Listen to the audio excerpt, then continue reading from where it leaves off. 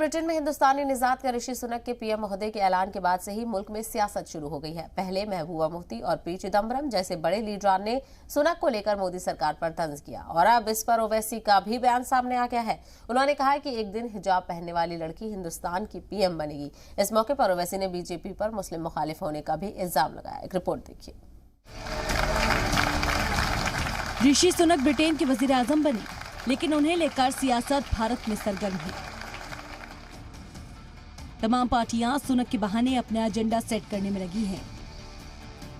AIMIM chief Asaduddin Owaisi ने इसे हिजाब से जोड़ने की कोशिश की। मैं तो बोला कि इंशाल्लाह मेरी जिंदगी में या मेरी जिंदगी के बाद एक हिजाब पहनने वाली बच्ची भारत की प्राइम मिनिस्टर बनेंगी बोले। मैं तो बोला हूँ ये बात।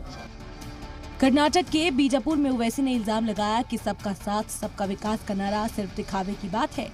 हकीकत में बीजेपी मुसलमानों के खिलाफ है।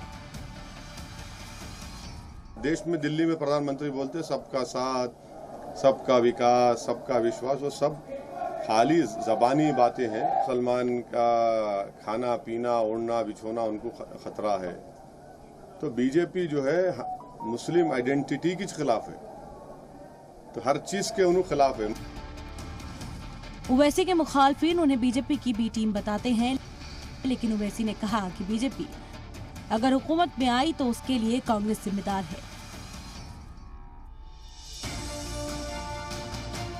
कांग्रेस पार्टी अगर आज इस पोजीशन में है, इसका जिम्मेदार उनकी पार्टी है, उनकी लीडरशिप है, राहुल गांधी है, सोनिया गांधी इसके लिए जिम्मेदार है। उनका अपॉर्चुनिस्टिक पॉलिटिक्स उनकी रही है, इसीलिए नरेंद्र मोदी 2 मरतबा देश के प्रधानमंत्री बने। किसकी वजह से बने?